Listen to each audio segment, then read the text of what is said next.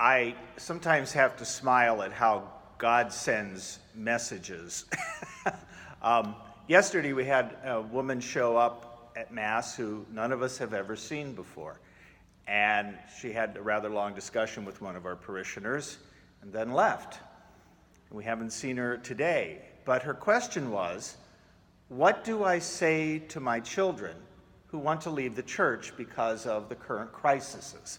The McCarrick situation, the abuse situation in Pennsylvania. And it kind of goes deeper than that. We had a messenger, but my original archdiocese was Pittsburgh. I grew up in Pennsylvania, so this situation hits particularly close to home for my family. We heard yesterday from St. Monica who prayed for the conversion of her son, prayed for years for the conversion of her son. Why? Because Augustine was a hedonist. He was a sex addict. He wanted to marry a young woman. He got rid of one and wanted another one. I mean, here's this guy, and his mother prayed and prayed. Now he's one of the great doctors of the church. He's, last night I turn on Facebook, and I go and look on Facebook, and I find an interview with Robert Barron talking about the same issues. So I guess I was meant to preach on that today, because I'm certainly getting the signals about what to talk about. And it's funny how God does that sometimes. He sometimes gives us the little ping on the ear to remind us that this is what I need you to speak about. Woe to you, scribes and Pharisees. You clean the outside of the cup, but you don't keep the inside clean. You have good appearances, but what deep down inside is going on? And certainly that's a statement about the current crisis. The outward appearance of goodness, but the inward corruption that seems to happen. And here we have Jesus very blatantly and very directly saying, you need to be good all over. You need to be good inside and outside. You just don't go through the motions of coming to church and doing those things. My grandmother used to say, church on Sunday, sin on Monday, right? Some of you have probably heard that, because we would come to church and look good, and then we were back to doing the same old things. But the woman's question yesterday was a really good question. What do you say to your children when they say, I'm kind of done with this. I don't want to hear this anymore? There's several things you could say. First of all, the Catholic Church has been around for 2,000 years. It is the oldest institution in the world. The only one that's even any close to that is a brewery in Germany that was founded around the year 1000. So we've been around a long time. And so just the fact that we're still here states something, because we've been through storms before. We've been through issues and problems and revolutions and so on. And we continue to still be here. There's a reason for that. Any other institution would be gone by now, except for one founded by God. And so that seems to be one thing to say to them. We're still here.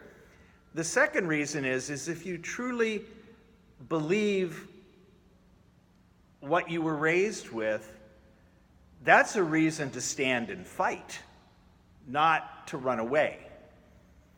I mean, we have had issues in the church, again, before, but the answer is to stay and work and correct them. What a lot of people don't realize, or maybe even don't remember, is we went through this issue in this archdiocese in 2002. And now, we have one of the most, state-of-the-art's maybe not the right wording, but we have one of the best programs for teaching people about the various problems and issues and how to deal with sexual abuse and a lot of other types of abuse. And it's called our Virtus program. I'm required as a clergy to be recertified every so many years. I carry a certification. I do a weekly or a monthly computer course in Virtus. We have people that oversee this program. One is Joan Vianney. Joan Vianney herself, a victim of abuse, is the person that's in charge of that program. And then we've got, and she'll shoot me for calling her this, but a bulldog in our legal department named Marge Graff, who has been relentless in being out in front of rooting out issues that we have and handling them and dealing with them. And whenever we have issues, whether it's our family or in our church or so on, we should not hide them in the dark. We should shine a light on them and correct them. Robert Barron, and I invite you to go to our Facebook page and see his interview that he had, that's on there now. And he talked about the different things we need to do. And one of the things he suggested was that we call together a group, not just of church people, but of lay experts that are experts in what he called forensic skills to dig to the bottom of how these things happen with the McCarrick issue, with the abuse crisis. How do we take and get to the root causes and fix those? But that we do them as a group, as both clergy and laity. So my brothers and sisters, I ask you today to pray for our church. I ask you, yes, these are horrible things, and these are things that we need to work on and correct. But that's what life is about too, is finding those things that are wrong and fixing them and having the courage to step up and say, this is wrong, this needs to be taken care of. The other thing I would say is to our own parishioners, get involved also. Do the Virtus training. It was not at this parish. It was another parish at which I worked, was assigned. And we asked all of our ushers to go through the Virtus training, and they refused. They said, well, we don't deal with children. And our response back to them was, who's the one that watches them go to the bathroom during Mass? Right? When mom or dad let them go to the bathroom by themselves? Who's got the eye on the prize then? The responsibility for this situation belongs to all of us.